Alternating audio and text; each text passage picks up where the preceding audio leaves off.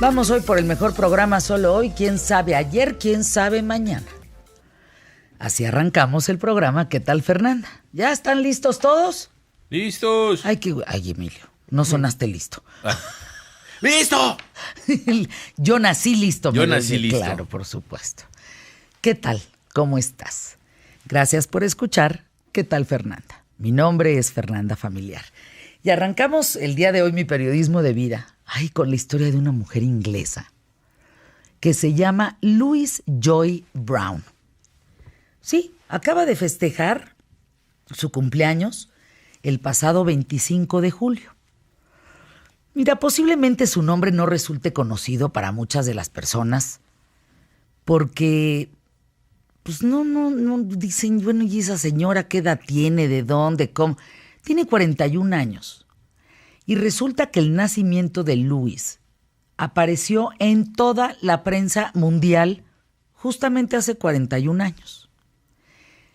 Louise Joy Brown fue la primera bebé concebida a través del método de fecundación in vitro y ese 25 de julio de 1978, todos los medios a nivel mundial la llamaron la primera bebé de probeta. ¿Qué representa Louise? Louise representa una revolución en el campo de la medicina reproductiva, porque desde entonces y hasta hoy, más de 8 millones de personas en todo el mundo nacieron gracias a diferentes técnicas de fertilización asistida. Estamos hablando de técnicas muy complejas, no es algo sencillo. Por ejemplo, la fecundación in vitro.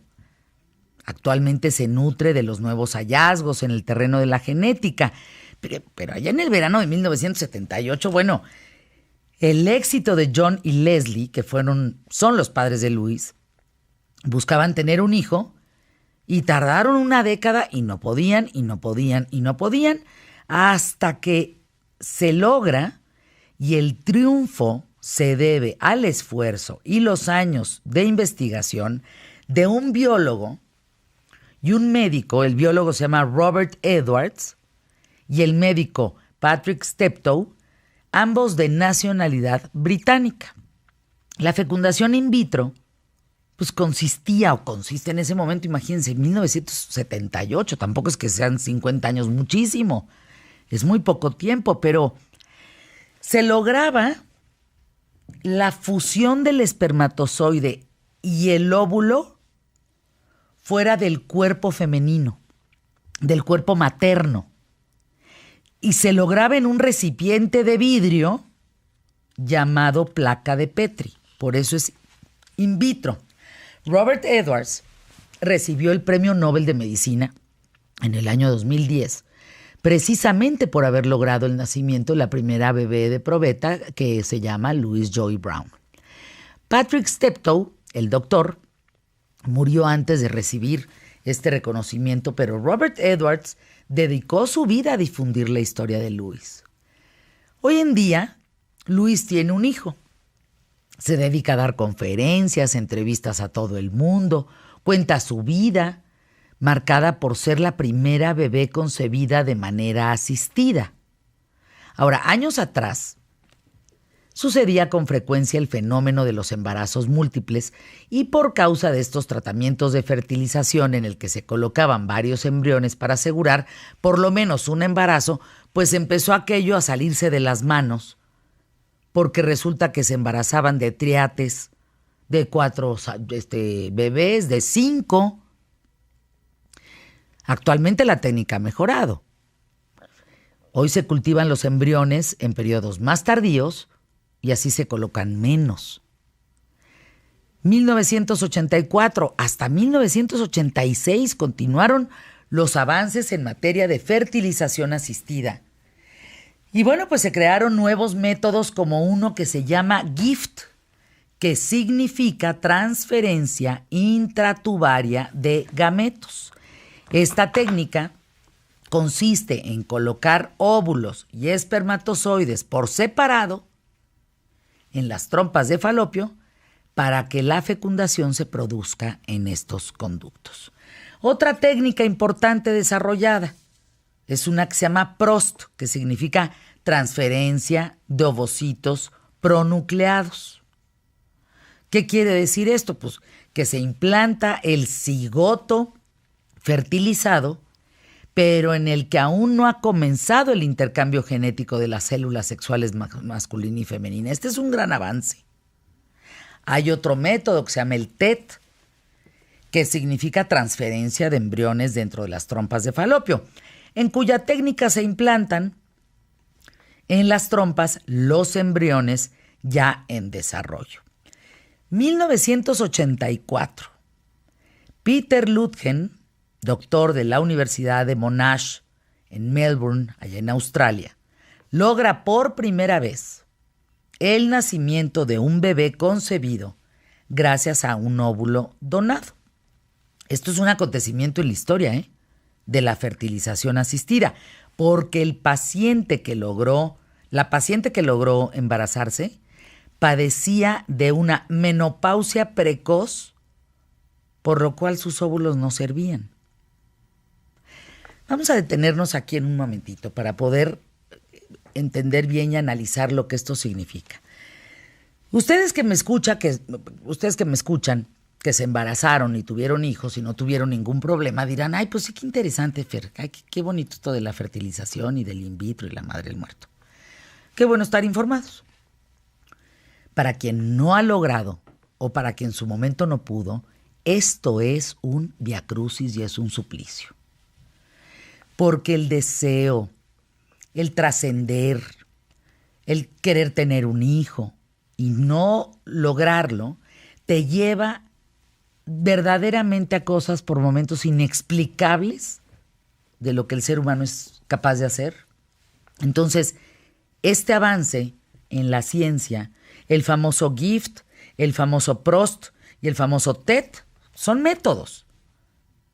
Sirven para abrirle esperanza a seres humanos que quieren embarazarse y abre otra posibilidad, señores, que aquellos donantes de espermatozoides, las mujeres que quieran ser madres ya no necesiten ponerse de acuerdo con nadie, ni con alguien. Pues llegan, agarran un óvulo, santo remedio. Tú contaste una historia, Emilio, de una mujer que, entiendo, se inseminó del marido ya muerto. O los papás vendieron los espermas. Le vendieron el esperma de su hijo. Y se logró un nieto, ¿no? A través de esto. In vitro. Bueno, imagínate ese significado. Eso antes no existía. Eso antes, pues no había avances suficientes para todo este tema. Así es. Hoy son acontecimientos en la historia. Por ejemplo, 1990, Gran Bretaña realiza por primera vez un estudio genético a los embriones in vitro antes de su implantación.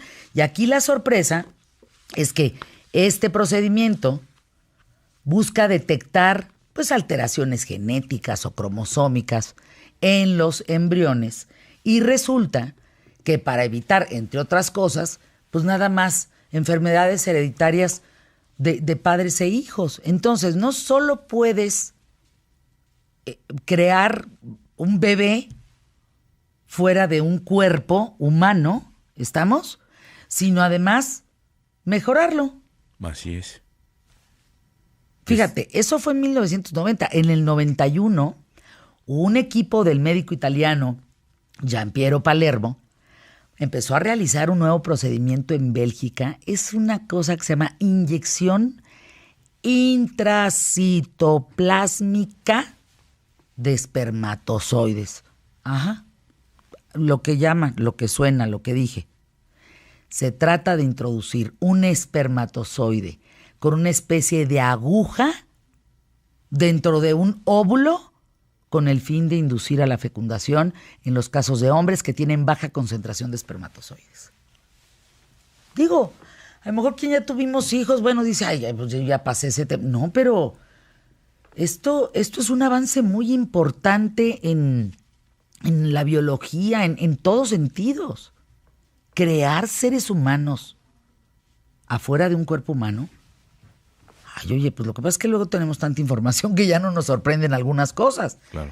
Pero que te inyecten un esperma a un óvulo específico, el esperma que tú quieras, con el óvulo que tú quieras, para poder concebir. ¡Ay! Y hasta quitarle las enfermedades que podría tener. Imagínate. Pienso en un hombre argentino que conocí en un tren, iba yo con mis hijos en este tren que regresó de Machu Picchu a Cusco, y el argentino iba solo, le tocó sentarse con nosotros en el tren, y acabamos platicando que él que quería y a qué se dedicaba. Total, este hombre quería adoptar a un niño, pero había sido imposible el trámite en Argentina porque además él decía, el tabú más grande es que soy homosexual y entonces no creen que soy capaz de cuidar y crecer a un niño. Que no nos vamos a meter a discutir eso, ni mucho menos. Pero le dije, para ti puedes recurrir a los úteros rentados, a la renta de úteros. Sí, puedes recurrir a las cosas in vitro, puedes recurrir a otras cuestiones. Dinero tienes. Pues nada más es cuestión de que te informes. Porque hoy hay muchísimas maneras. Fíjate qué grueso lo que voy a decir, qué fuerte, de tener un hijo. Así, si lo pones en palabras sencillas. Ahora, si ya estás metiendo una inyección intracitoplásmica, que quiere decir inyectar a un óvulo un esperma, pues imagínense cómo avanzan las técnicas de reproducción asistida. Los costos, de todas maneras, en este sentido, siguen siendo muy elevados. Digo, mujeres solteras o parejas que desean embarazarse, pues a veces no es tan sencillo, porque ojalá, que creo que a eso se tiende, no sé qué piensen, pero se tiende a perfeccionar las técnicas para que a la primera pegue. Porque el problema es el viacrucis de que no pegue a la primera, a la segunda, a la tercera, a la cuarta, a la quinta, y luego pega y lo pierden. Pues es un tema, sí, ¿eh? Claro. Ahora, ¿cuánta gente infértil hay en México? ¿Cuántos imaginan? Bueno, pues el INEGI dice que hay 5 millones de personas infértiles. Los costos de estas técnicas varían, pues nada más bajita la mano, entre 15,000 y 250,000 pesos en México, pero en otros lados vámonos a los dólares, dependiendo de la complejidad de cada caso. Procedimientos que tienen que realizarse muy específicamente, porque ¿qué creen que también está cambiando en este tema? Nosotros que ya tuvimos hijos y todo, está bien, pero luego traemos a nuestros hijos que a la vez, pues, quizá desean tener hijos. Pero ¿qué creen? La alimentación, el estrés, mucho del entorno donde se vive está incrementándose el tema de la infertilidad. Entonces, ¿llegaremos a un mundo feliz de Aldous Huxley? A que tú llegues básicamente a un lugar a escoger a tu bebé. Ay. Pues ya puedes escoger hasta el sexo. No, y el color de ojos y qué enfermedad y todo. Está cañón. Pero, o sea, imagínate que si lleguemos a esos niveles, yo creo que ya es parte también de deshumanizarse, ¿no? No sé. No sé si el deseo de ser madre y padre te puede llevar de repente a perder un poco el tema, porque entonces recurres a la adopción. No me refiero. Creo que por momentos hay casos donde hay una aferración absoluta que sea de tu sangre. Pero fíjate que yo pensaba cuando escuchaba el periodismo de las personas que sí pueden tener hijos, pero que si tienen la posibilidad de, tal vez tú tienes, eres propenso a cáncer o diabetes, si tienes la posibilidad de que tus hijos no tengan esas enfermedades, ¿no sería una opción? El que sea una fecundación in vitro, pero para quitarle toda esa carga genética. Es una gran discusión. queremos lo mejor para nuestros hijos, no queremos que les pase nada, no queremos que se enfermen de nada. Queremos que todo lo malo que les puede pasar a ellos nos pase a nosotros, no a ellos. Pero no es parte de una naturaleza también el crecer, desarrollarte, enfermarte, en fin. O vamos a buscar vivir muchos años esterilizados, pues, textual. Sí, claro. ¿Les gustaría? Híjole. Es que, por eso te decía, es a que mí te en mis venden hijos esa- sí, en mí no. Exacto. Y mi mamá diría lo mismo. Pues sí, con Fernanda, pero yo no. Es lo que te decía, en esta Es deshumanización. un acto de amor, ¿no? Que me parece que sí está padre el tema de las enfermedades, pero no está padre el que tengas que determinar de, sí, pero que traiga ojos verdes, ¿no? O que traiga ojos azules. eso ya o sea, se ya me es como hace- se me hace, sí, ya de, pues, estás sí, comprando un carro, ¿no? Eso no lo veo yo No sé. agradable. Yo sí prefiero en ese sentido la posibilidad de, caray, si no pueden, que haya un momento en donde pares y hay opciones de adopción en muchas partes del mundo. Pero también ese es otro viacrucis. Sí, tienes toda la razón. Te lo digo yo. Sí. O sea, es un tremendo, viacrucis. es una forma complicada, porque además traes la desesperación de no poder, de no lograr, de no hacerlo, y dices, bueno, y te pegan allí también, y entonces y no se puede, y entonces vaya a ser, y no, terminas abatido. Entonces sí tienes que estar preparado psicológicamente para trabajar todo este rollo. ¿Conocen a alguien que haya pasado? Tengo una amiga a quien le mando un beso con mucho cariño, ella es María. Y yo recuerdo cuando María me contaba todo el proceso de poderse embarazar. Híjole, no sé. Había momentos que me cuestionaba yo como amiga, María, ¿y no querías parar? No, Fer. No. Teníamos un objetivo muy claro, ser papás. La verdad, hay muchos casos a la redonda. Hoy vamos a hablar de eso. Hablar de esto, sí, efectivamente, y mucho más que compartir aquí en ¿Qué tal, Fernanda? Quédense con nosotros. Tenemos un gran programa el día de hoy. Reto Actinver Imagen, todo por $1,000 masiva, que es el costo de la inscripción. Entra a retoactinverimagen.com, llenas tu solicitud, pagas tu inscripción y listo, vas a tener acceso a los cursos, podrás comprar y vender en el simulador de la bolsa y participar para ganar. A ver, si estuvieras en el retoactinverimagen.com, ¿qué hubieras hecho ayer? Con la bolsa. A ver, se cayó 40,000 puntos, a ver qué hubiera. Así es que si son participantes de retos anteriores, estudiantes o mayores de 60 años, tienen, y el años, se me fue el aire, de 60 años tienen un descuento especial. Arrancamos, pie derecho, ¿sí? Quédate conmigo. ¿A dónde vas? Aquí está el mejor público de la radio en México. Tú eres parte de él. Empezamos.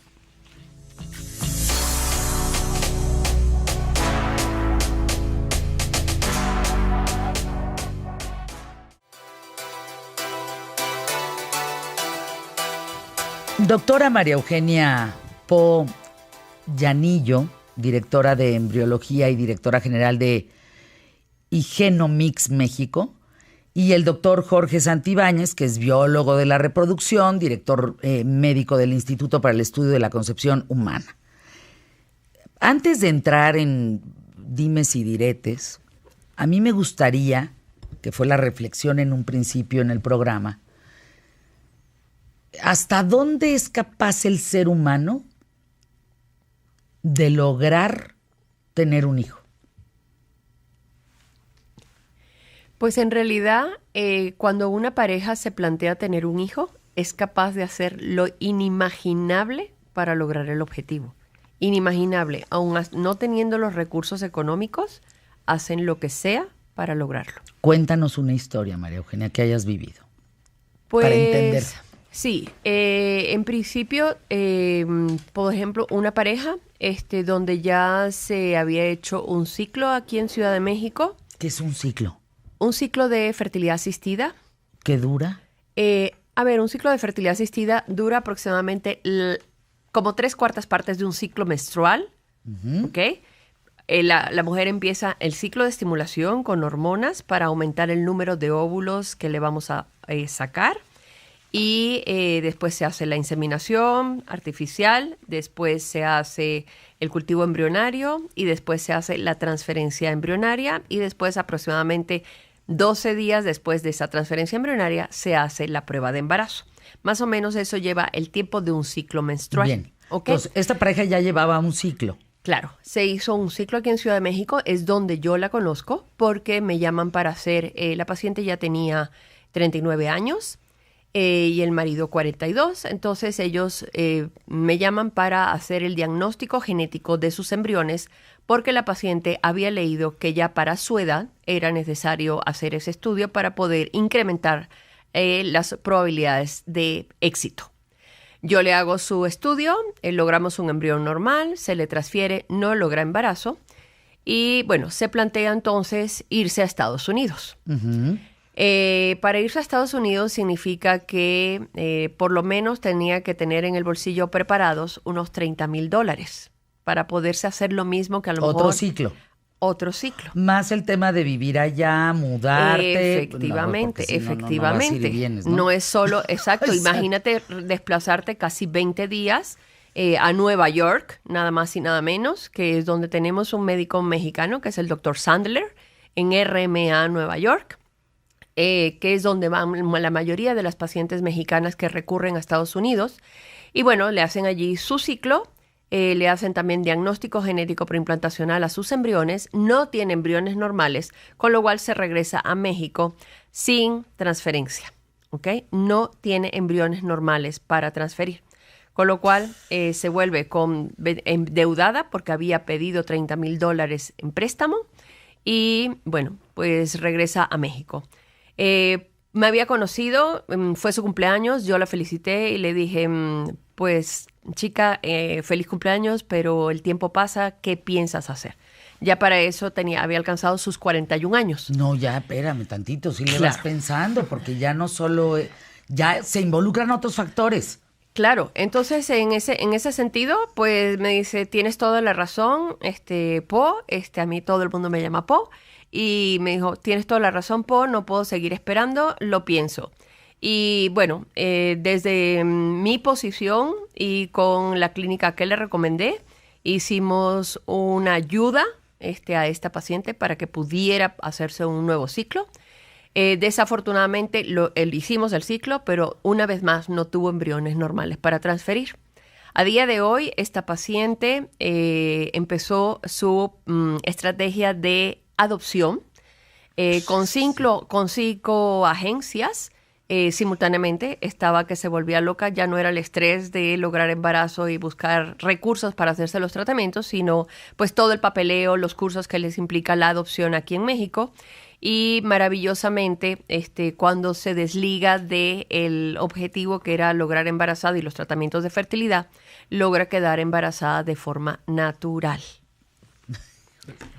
No, bueno. Increíblemente, esta paciente a día de hoy tiene 10 semanas y 6 días. Ya le estamos haciendo su prenatal no invasivo, que es una muestra de sangre de la mamá.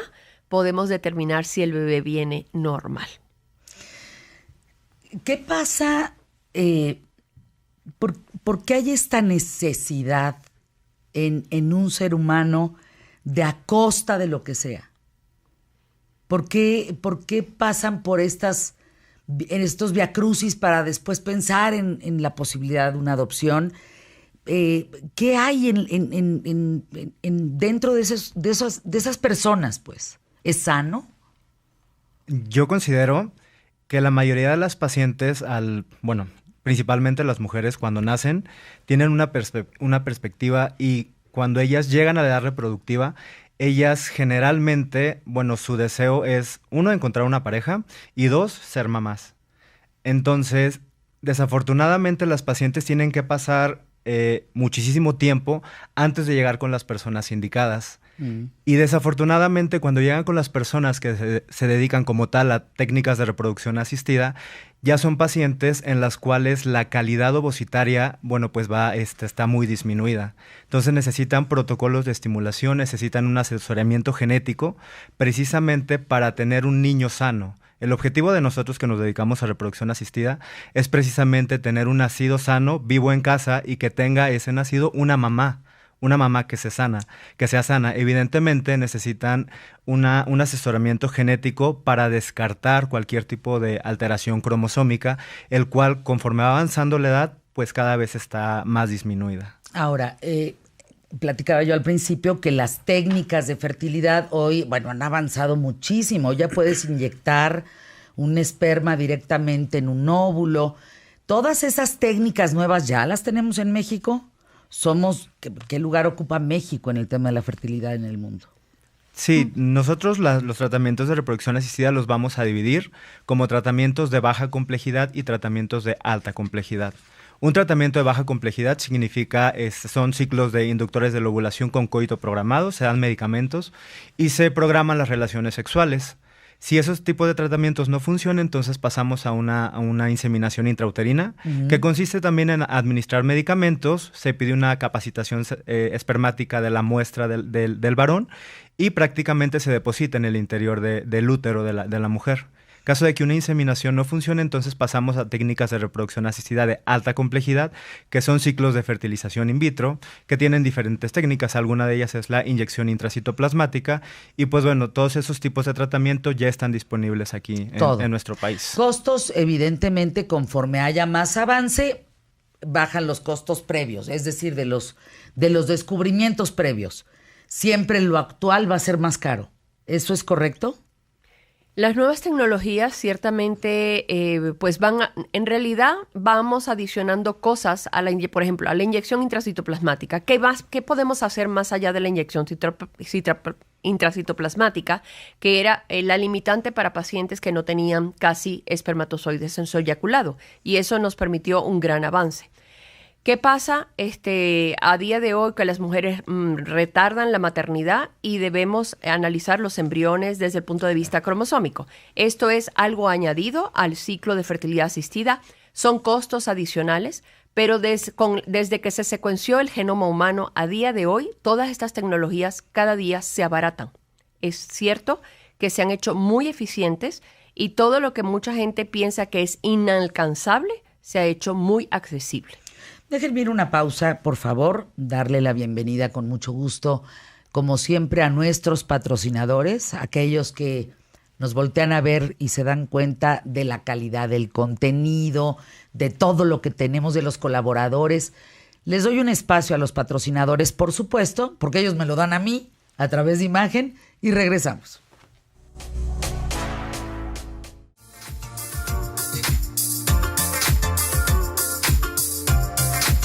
En unos minutos más que tenemos esta plática con la doctora María Eugenia Po y el doctor Jorge Santibáñez, estamos frente a la posibilidad de, a nivel fertilización, ya crear laboratorios de hijos, de niños, niñas, que vayan de acuerdo a las características que nosotros deseamos como papá y mamá. O sea, un Aldous Huxley, un mundo feliz, como aquel libro, ¿o no? A nivel de genética, nosotros podemos, por ejemplo, seleccionar embriones que no tengan ciertas características, pero que produzcan afecciones o afecciones, digamos, que vayan a afectar la vida del bebé. No es cuestión de elegir el color de los ojos, el color de la piel. ¿Eso es ficción? No creo, o sea, yo creo que sí podremos llegar en algún momento en hacerlo. No creo que sea aplicado de forma global. Sí habrá clínicas que lo acepten desde el punto de vista ético, profesional. Eso tiene que estar legislado. Por ejemplo, la edición genética solo está permitida en Reino Unido, por ejemplo. ¿Ok? ¿Qué quiere decir eso? ¿Qué se permite en Reino Unido que no se permite en otras partes del mundo? Sí, por ejemplo, la edición genética significa, por ejemplo, alterar la secuencia del DNA para que el bebé no nazca con determinada enfermedad.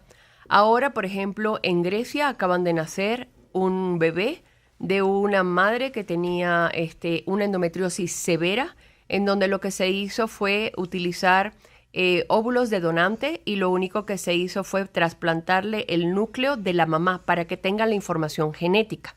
Eso no está eso se hizo en Grecia, por ejemplo, y se hizo a través de un proyecto en donde se pidió exclusivamente para 14 parejas. El gobierno de Grecia lo aprobó. En Europa solo Reino Unido lo permite. Como tal, edición genética significa corregir una enfermedad que tengan los padres para que los niños nazcan completamente sanos. Lo que nosotros podemos hacer a día de hoy, sin hacer edición genética y que está permitido, por ejemplo, en México, es el diagnóstico genético preimplantacional. Imagínate que haya un historial familiar de una distrofia muscular, de una fibrosis cística, y nosotros podemos hacer el diagnóstico en los embriones de tal manera que no nos nazcan con esta enfermedad.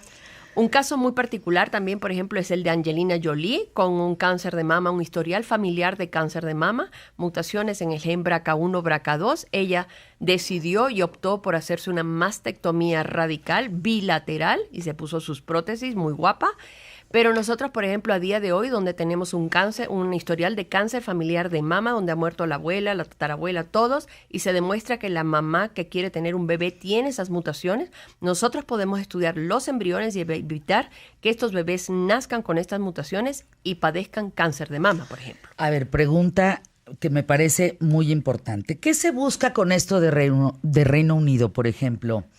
María Eugenia, se busca que el ser que más amas en tu vida, y perdón que le meta las emociones, pero me parece muy importante metérselas, que ese ser que amas tanto en tu vida no muera, no le pase nada. Pero entonces, tú le estás evitando que no le pase lo que a ti te está pasando o te puede pasar genéticamente. Pero entonces, ¿de qué se puede morir ese ser humano? Claro, estás evitando la condición que conoces que existe, pero pueden existir y se desatan un montón de cánceres que uno no sabe que va a padecer. De hecho, si nosotros en esta sala nos hacemos un Carrier Genetics Test, un test de portadores, todos tenemos mutaciones. ¿Cuál es la relevancia de tener esas mutaciones? No la sabemos. Posiblemente a futuro podamos desarrollar, y por eso es tan importante el asesoramiento genético. Nosotros podemos a día de hoy, si planificamos tener familia, saber el riesgo que tenemos de tener un bebé afecto. Nos hacemos un test de portadores y ver si compartimos mutaciones con nuestra pareja, por ejemplo. Y ya sabemos que no deberíamos tener nuestros hijos de forma natural. Entonces hacemos un diagnóstico genético preimplantacional para que no nazcan afectos. Aquí entra un tema, ay no, qué buena plática esta, porque fíjense, entre más nos informamos, más nos cuestionamos qué es ético, qué no es ético. ¿Es ético el ojo verde en un ser que yo quiero como hijo? ¿O es ético que no tenga el cáncer que a lo mejor en mi familia o la diabetes en mi familia existe? Pero entonces, a partir de él o ella, se va a empezar a desarrollar en el historial clínico de la familia otras enfermedades. Ay, oye, como que sí cuestiona, ¿no? Bueno, lo que pasa es que en realidad tratamos de evitar las enfermedades que ya conocemos, pero tampoco sabemos a ciencia cierta de qué nos vamos a morir. O sea, si hay una condición genética, hay una alta probabilidad de que la padezcas, pero es cierto que la epigenética, que es otra cosa que es modulada por el medio ambiente, incluso pues los hábitos de vida, claro. Los hábitos de vida, Exacto, la alimentación, todo el se te entorno. hace que se te dispare una expresión génica completamente distinta que no tenías, y ahí se te dispara un cáncer, por ejemplo. Sí. Asia, ¿cómo está en ese tema? ¿Cómo está en el tema de la fertilización? Asia. Ok, en Asia, por ejemplo, también se usan evidentemente tecnología de punta, y allá solamente tienen derecho a tener, por ejemplo, un embrión. Cuando se hacen ciclos de fertilización in vitro en algunos países, solamente está permitido por el gobierno por la sobrepoblación, nada más por pareja tener un solo embrión, a diferencia de otros países como Europa o América, en los cuales se hacen protocolos de estimulación para obtener el mayor número de embriones. Pero en Asia, o sea, sí, lo que se realiza precisamente en la mayoría de las pacientes son estos estudios genéticos que precisamente no son para determinar ciertas características físicas, sino para evitar algunos riesgos de enfermedades que son transmisibles de papás a hijos. María Eugenia, en tu caso, para despedirnos, tú como embrióloga, como directora general de una institución que tiene que ver con el tema de fertilidad, tu ética, tu tu moral, tu ética, porque no sé si tenga que ver un tema de moral, creo que no, pero tu ética hasta dónde ves el futuro, pues, qué sí se debería y qué deberíamos de andar con tiento, deberíamos de cuidar como seres humanos. Sí. Yo, por ejemplo, estoy de acuerdo en prevenir el nacimiento de niños afectos. Eso significa una carga para la sociedad, una carga, sobre todo en países donde la seguridad social, por ejemplo, cubre los costos de las enfermedades. Yo creo que sí nos mejora la calidad de vida. Sin embargo, por ejemplo, desde mi punto de vista, la selección de sexo, yo, por ejemplo, no la considero ética. No solo es cuestión de ética, sino que además hacemos un desbalance artificial de la población. Por ejemplo, en India todo el mundo está prohibida la selección de sexo, pero porque hay mucho hombre y poca mujer. Va a llegar un momento en que no va a poderse reproducir, porque hay demasiados hombres y muy pocas mujeres. ¿Por qué desearían más hombres o mujeres dependiendo de los trabajos del futuro? ¿De qué depende? Es totalmente religioso. Totalmente Ándale. religioso. Totalmente religioso. Y en el mundo árabe, por ejemplo, hay mucho cruce entre familiares. Primos, recontraprimos, etcétera, y el gobierno, por ejemplo, que se hace cargo de los niños afectos por este inbreeding tan profundo que hay en la población, se hacen cargo de los niños hasta que padecen. A día de hoy, por ejemplo, el gobierno árabe te da un permiso para casarte y ese permiso incluye el test de portadores. Y ellos, de antemano, el gobierno sabe si tú compartes una mutación con tu pareja y saben si debes ir a una fertilidad asistida o no. Si te dicen no, te vas a fertilidad asistida. Efectivamente. Tienes obligatoriamente que ir a fertilidad asistida y si no puedes, si no, tu hijo no sería reconocido en el país. Pues no, el problema es que el coste para el gobierno ha sido extremadamente caro y se han dado cuenta después de muchos años que lo han venido haciendo, porque mandan a las pacientes a Reino Unido hasta el parto, o sea, incluso el embarazo y todo, las mandan a médicos especialistas en Reino Unido. Y tenemos en el mundo árabe, nosotros tenemos un laboratorio en Dubái que cubre toda esa área, y en Kuwait y en Taiwán y en Japón, y tenemos niños afectos con 3 y 4 enfermedades. Eso es terrible. Oigan, ¿qué datos?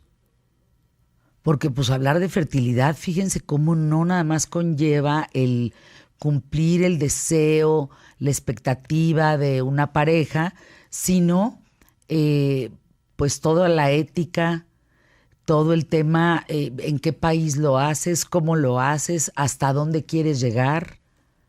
Ciertamente, en el mundo árabe, por ejemplo, casarse entre familia, eso son cosas que ya las arreglan desde que las hijas nacen, ya todo está prácticamente acomodado. En Europa, por ejemplo, España tiene una de las legislaciones más modernas y, por ejemplo, el útero subrogado no está permitido. Quiero decir, no se permite el vientre en alquiler. Entonces las parejas españolas se van a Ucrania y en otros países pues donde aquí se permite. Tenemos un pueblo de mujeres que se dedican a eso. Sí, ciertamente. Y no es legal. Ciertamente. Lo sabes, está en el Bajío. Es un pueblo que las mujeres justamente saben, y hemos hecho programas del tema, cómo pues saben que su vida va en función de subrogar su útero, de rentarlo y de entregar un niño o una niña a quien lo pagó. Sí, yo creo que todo el éxito de todo tratamiento y de toda tecnología y de toda medicina es que esté legislado. Y yo creo que el grave problema que hemos tenido en México es que todas estas tecnologías y todas estas cosas no tienen una ley. Nos regimos por unas normas y al final cada centro va haciendo las mejores prácticas de acuerdo a su ética, ¿no? Es muy importante, hay un proyecto de ley que esperemos que sea aprobado próximamente en septiembre. Ahora, para despedirnos, bueno, vamos a una pausa y regresamos a despedirnos aquí en ¿Qué tal, Fernanda? Para también darle paso a nuestros patrocinadores que tienen su pauta en comerciales. Regresamos. Continuamos en ¿Qué tal, Fernanda? Con Fernanda Familiar, la periodista de vida.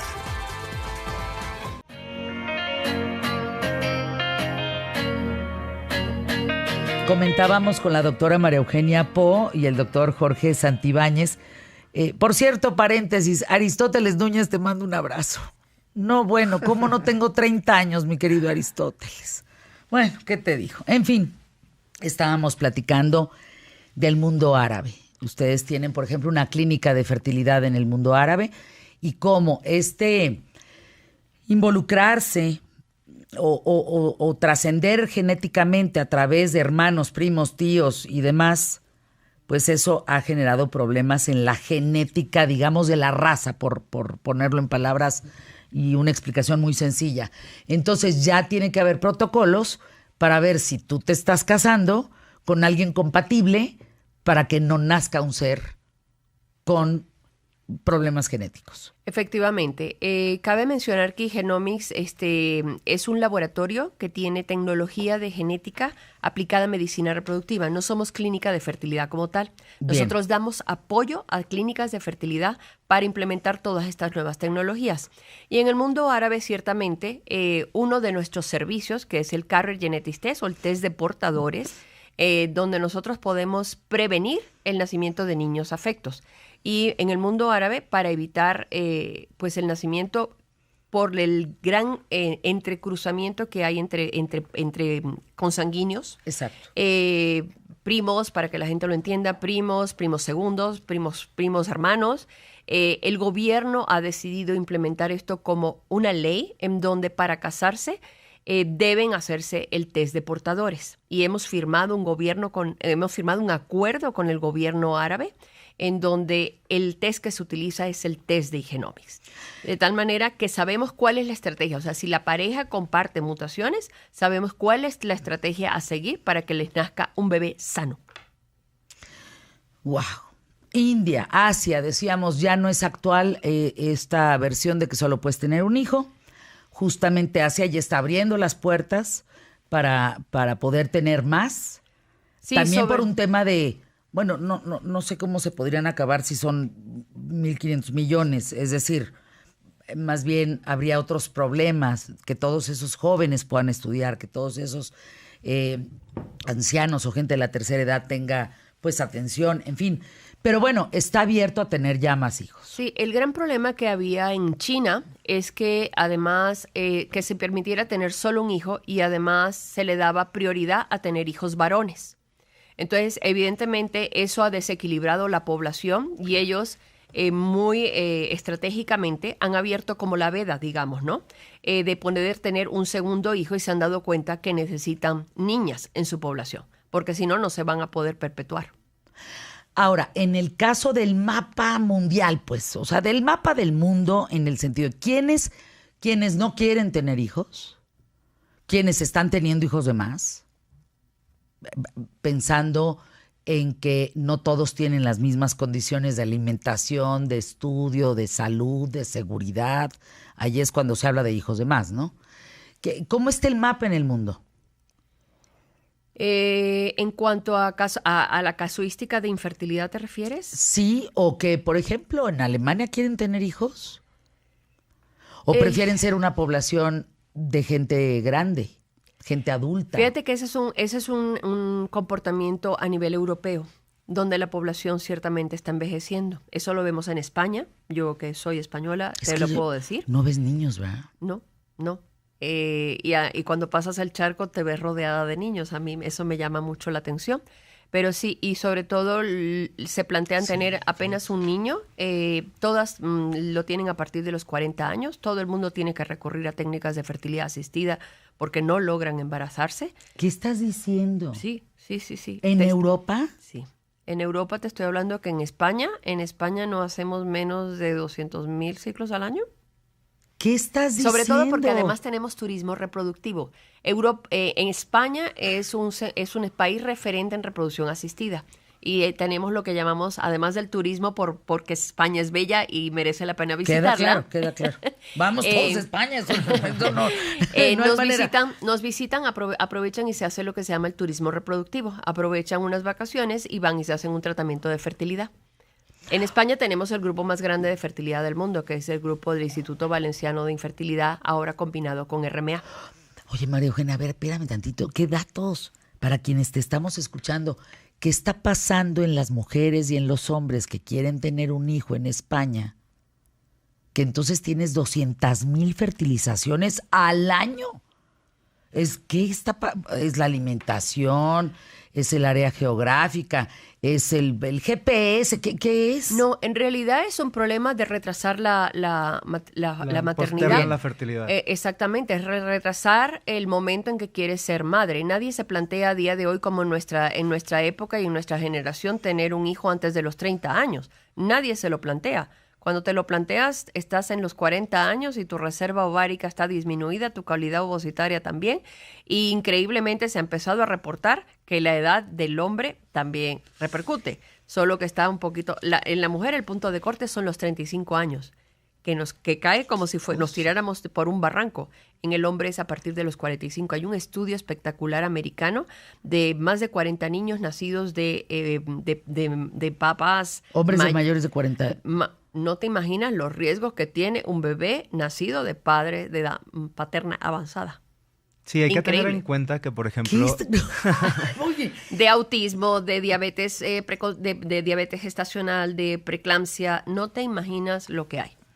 Sí, hay que tener en cuenta que, por ejemplo, la mejor edad reproductiva para tener el primer bebé precisamente es entre los 23 y 25 años. Biológicamente hablando. Con razón. Biológicamente hablando. Porque, digo, la realidad es que hoy es otra la que se vive. Exacto. Y precisamente por eso O sea, ¿quién es va que... a querer a los 25 años tener un hijo? Es que la mayoría de No los es la pacientes mayoría. tratan de postergar la fertilidad, ya sea por cuestión social, por la cuestión profesional. Primero la mujer trata de salir profesionalmente. Sí, pero también hay otro tema. ¿Cuántas segundas y terceras vueltas en matrimonios te conllevan a querer tener otro hijo con esa pareja? Y entonces ya te estás embarazando a los 50, hombres, Sí. ¿no? A los Ok. 45, a los 55. Sí, creo que vale la pena también hacer un paréntesis en otra cosa que también que debemos educar, lo que llamamos nosotros la preservación de la fertilidad.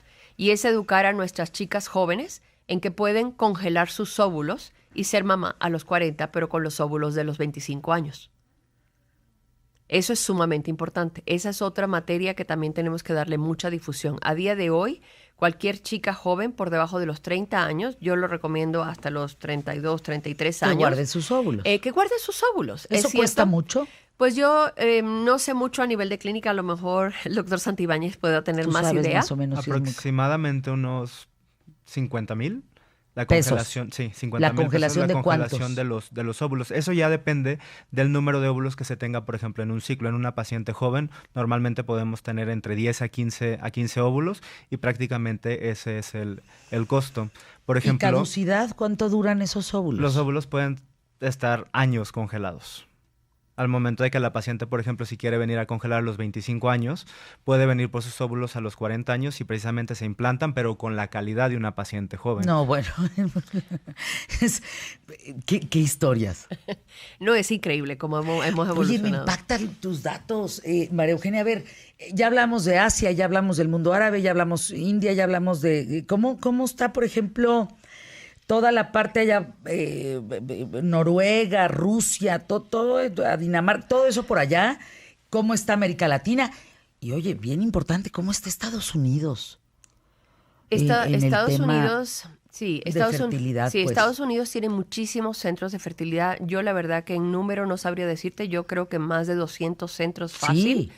Si en México tenemos 100, más de 100. En México ya tenemos más de 100 clínicas de fertilidad. En Estados Unidos tenemos muchísimas clínicas, todas aplicando nuevas tecnologías, aplicándoselas incluso a pacientes de buen pronóstico, pacientes jóvenes, y por eso es que tienen unas tasas de éxito tan elevadas. Estamos hablando de que en Estados Unidos las tasas de éxito publicadas en estudios prospectivos randomizados ya están sobre el 85% de éxito. Eso es casi ya, bueno, el máximo logro que alcanzamos. En Estados Unidos hay muchísimo problema de fertilidad también, porque sabemos que no tienen buenos hábitos alimenticios, sabemos el problema de la obesidad que también existe en Estados Unidos. Pues para allá vamos los mexicanos pues también, entonces, sí, pues claro. ciertamente. La obesidad... Y los niños. No, Maru. amiga, esto es un problema ya de salud. O sea, la Organización Mundial de la Salud ya ha catalogado la fertilidad como un problema de salud a nivel mundial. Ándale. El asunto es que en México, evidentemente, de problemas de fertilidad no se muere nadie. Ese es el problema. En algunos países de primer mundo, como Europa, por ejemplo, y España, la seguridad social te cubre 3 tratamientos. Evidentemente no te cubre tratamientos como que te analicen genéticamente los embriones, etcétera, etcétera, pero sí te cubren ciertos. En América Latina, por ejemplo, tenemos Argentina.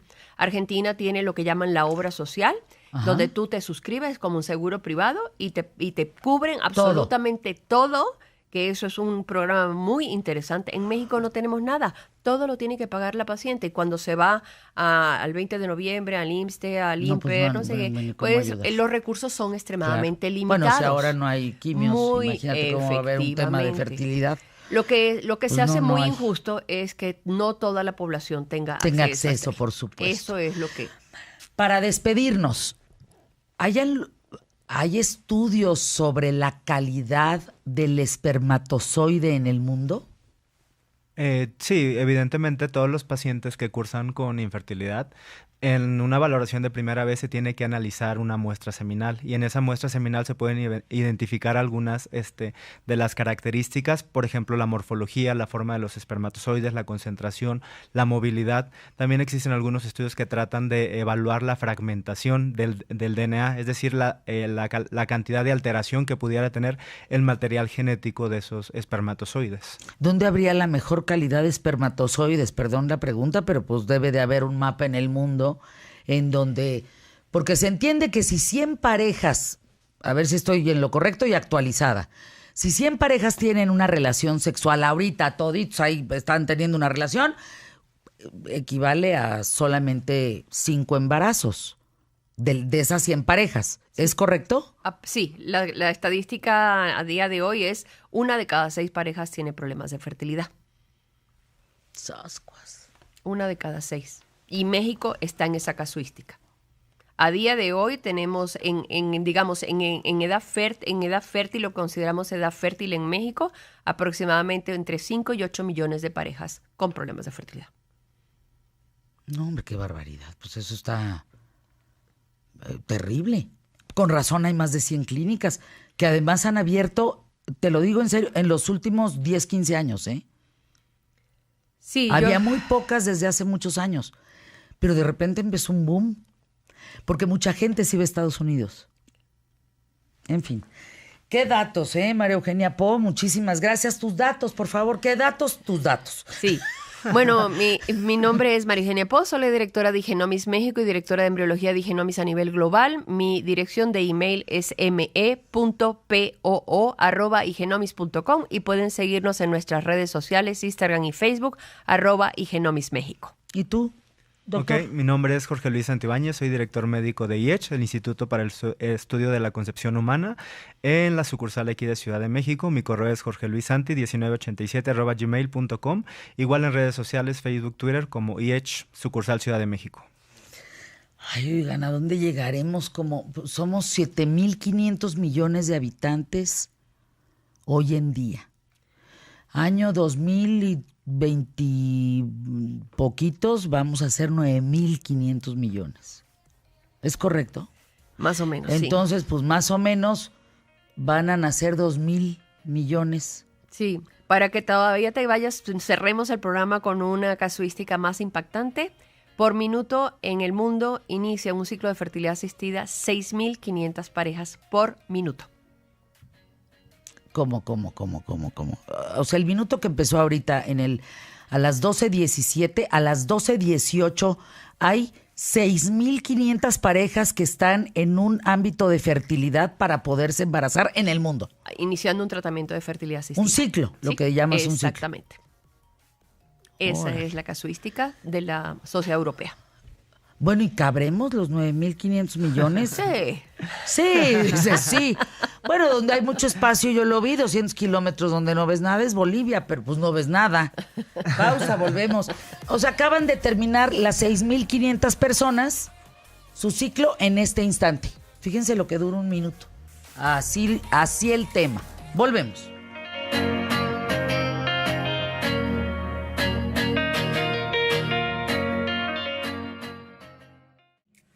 Fabiola Guarnero, subdirectora editorial de Excelsior, es un gusto que estés aquí.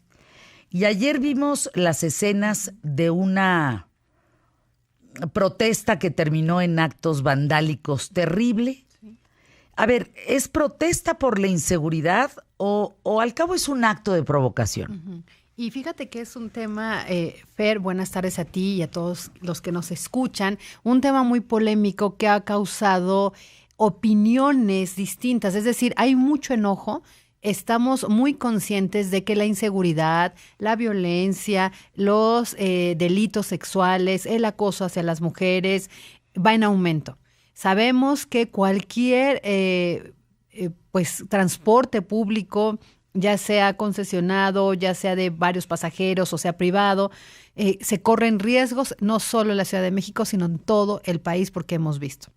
Lo sabemos, y eso es para enojarse e inconformarse porque la impunidad alimenta precisamente el que estos delincuentes puedan seguir operando de la manera más fácil con la impunidad total porque nadie hace nada. Pero ¿qué vimos ayer? A ver, un grupo de mujeres se manifestó en contra de esta impunidad, contra las agresiones sexuales a mujeres y lo hicieron cometiendo otros ilícitos, cometiendo actos vandálicos. Yo siempre he creído que la violencia no se frena con violencia. La impunidad no se repudia cometiendo actos impunes. El crimen no se combate cometiendo otros delitos. ¿Qué nos está pasando? Y vamos a la reflexión más profunda a raíz de las imágenes que vimos ayer. El linchamiento es un crimen y un delito también. Y no se hace justicia matando, quemando, colgando al secuestrador, al ratero, al violador. Y tampoco se repara el daño a las víctimas. Por el contrario, esa comunidad, ese pueblo atiza la violencia y le está enseñando a sus menores y a sus adolescentes que la violencia es el único camino. Y lo hemos visto, Fer, aquí en Puebla, en el Estado de México, en Hidalgo, donde pues el pueblo enojado mata. También se vuelve asesino, ¿no? Luego, hay otro tipo de linchamiento que está en las redes sociales. Cuando se exhiben las fotos o los videos de los lores o las lady. Tampoco hasta el de los perros. Hasta el de los perros, ¿no? El perro lord, le puse no el lord perro. No. El perro lord. Exacto, ¿no? Entonces, ¡qué horror! Yo no estoy diciendo que estemos a favor ni apoyemos estas conductas ilícitas. Evidentemente que alguien que saca un bat y golpea el cristal de un coche que se pegaron, o alguien que también tiene el tema de sacar una pistola, encañonar a un chofer, es reprobable. Alguien que insulta o agrede a una menor de edad, alguien que tira la basura, por todo eso es condenable. Pero estamos haciendo un linchamiento también vía redes sociales, que estamos a un paso de que este linchamiento vía red social se convierta en actos de violencia, porque ya lo estamos viendo en las calles. Ya cualquiera saca la pistola, el bat y empieza a cometer actos de violencia de verdad muy fuerte. Entonces, ayer que vimos a este colectivo de mujeres que querían protestar por la agresión sexual, la presunta violación de 4 policías contra una menor de edad en Azcapotzalco. El reclamo es legítimo y la manifestación válida y legal. Pero lo que no se vale es cometer actos de vandalismo y pretender también quedar impunes. Más de 400 mujeres, quienes en su mayoría vestían de negro e iban encapuchadas, se reunieron en las instalaciones de la Secretaría de Seguridad Ciudadana y lanzaron las consignas en contra de los elementos de la Corporación Policiaca. Esas eran violadores, no estamos seguras, nos están matando, no me cuidan, me violan, asesinos, no somos estadística. Y en todo eso tienen razón, perfectamente razón, las comprendemos. Es más, nos sumamos a estos reclamos de este colectivo de mujeres que ya está hartos. Yo veía las entrevistas y decían, es que ya nadie nos cuida, temo por mi vida. Veíamos otros videos que seguramente ustedes han visto en redes sociales de testimonios de chicas que fueron violentadas, que fueron agredidas sexualmente y que tienen que pasar la humillación y la pena de que el Ministerio Público o la policía local ni siquiera les crea, ¿no? Ni siquiera les ponga en duda el testimonio, diga que se la empiecen a convertir en la culpable porque salió a tal hora de la noche, porque venía vestida así. Eso es terrible, ¿no? Exacto, ¿no? O sea, claro, es que estás en la balacera, pues ¿para qué vas a ese lugar? Exacto. No, bueno, ¡Qué barbaridad! ¿Por qué tenías unas copas, no? ¿Por qué te diviertes? ¿Por qué vives? Casi, casi, ¿por qué respiras? Entonces, ahí estamos de acuerdo con ellas. Ahora, ¿qué pasó?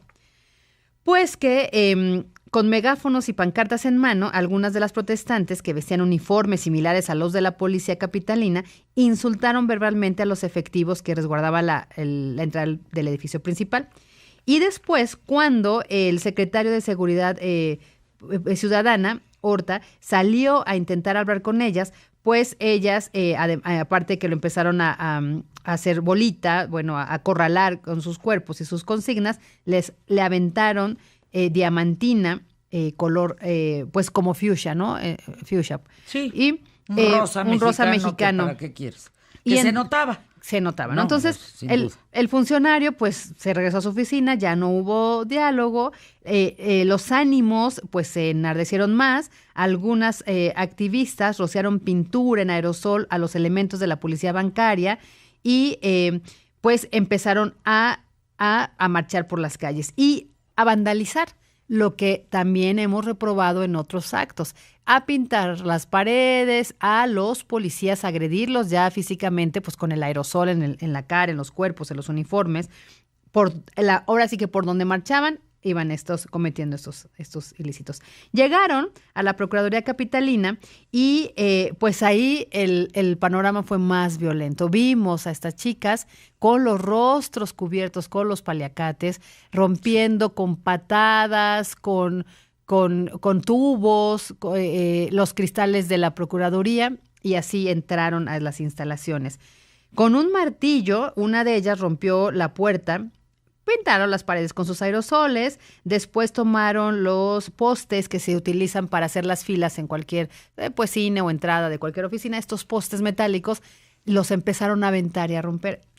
Gritaban: asesinos, no somos estadística, nos están violando, nos están matando, y pues esos eventos violentos los vimos. Yo creo que son lo que no se vale. Es decir, no podemos aplaudir una manifestación de esa naturaleza. O sea, queremos acabar la violencia con violencia, pues es que habrá cosa más ilógica. Exactamente. Y queremos que no haya impunidad cometiendo actos impunes. Porque, ¿por qué cubrieron sus rostros las chicas? Pues precisamente para no ser identificadas, porque minutos después la la gobernadora de la Ciudad de México, Claudia Sheinbaum, ella dijo que pues iban a abrir las carpetas de investigación también por esos actos vandálicos, porque tampoco pueden quedar impunes. No cayeron en la provocación porque hubo un cuestionamiento también a la autoridad de por qué no los detuvieron, por qué no detuvieron a estas chicas. Y Sheinbaum dijo: porque no vamos a caer en provocaciones. Exactamente, ¿no? Exactamente. ¿Pero ¿no? qué consideras? Ahí la ley tiene que ser aplicada, ¿no? Es lo que... O sea, tú provocas. Si tú y yo fuéramos a hacer eso, nos detienen. Por supuesto. ¿O no? Exacto. Entonces, también esta ambigüedad de las autoridades permite estos espacios para que el ciudadano cometa este tipo de ilícitos. Porque, a ver, ¿quiénes sí tienen permiso para vandalizar, para romper vidrios, para insultar a la autoridad? ¿Estos colectivos que en algunas ocasiones apoyaron también a la izquierda mexicana? ¿Quiénes no tienen permiso? ¿A quiénes sí detienen? Por un lado. Por el otro lado, no podemos permitir, se tiene que abrir estas carpetas de investigación, porque cualquier ciudadano ya no está a salvo, y estamos fomentando a que se haga justicia por propia mano. Es decir, si permitimos, aplaudimos y decimos bien por estas chicas, por este colectivo, pues ¿qué estamos haciendo? Aplaudiendo los linchamientos, aplaudiendo que los justicieros se armen y balacen a cualquiera en la calle, argumentando defensa propia. No, porque no evolucionamos como sociedad para eso. No le dimos la facultad en todas las democracias al Estado para que tenga el monopolio y el ejercicio de la fuerza y garantice la seguridad de sus ciudadanos. Entonces estamos hablando de una sociedad que está en decadencia otra vez, Fer. Y eso es lo que nos preocupa, lo que nos lastima, lo que no puede ser ahora. He hablado recientemente con varios empresarios importantes en este país, mi querida Fabiola. Y llegamos a la conclusión que la parte económica, todas las partes que nos conforman como sociedad, debemos de empezar a priorizar qué nos debe de preocupar más y qué atender más. En todos los casos, acordamos la inseguridad. Y en todos los casos acordamos la salud. Fíjate nada más. Sí. Todo lo demás se puede, como quiera que sea, si no hay inseguridad. Y la inseguridad se pone más grave todavía cuando no se atiende la salud y la educación. Y cuando no se atiende la seguridad. Es un círculo virtuoso, vicioso. Sí. No puede ser un círculo vicioso a menos que eso no se atienda. Y Yo les digo, no sé ustedes, a mí cada día más me llegan historias más cercanas de inseguridad. sí.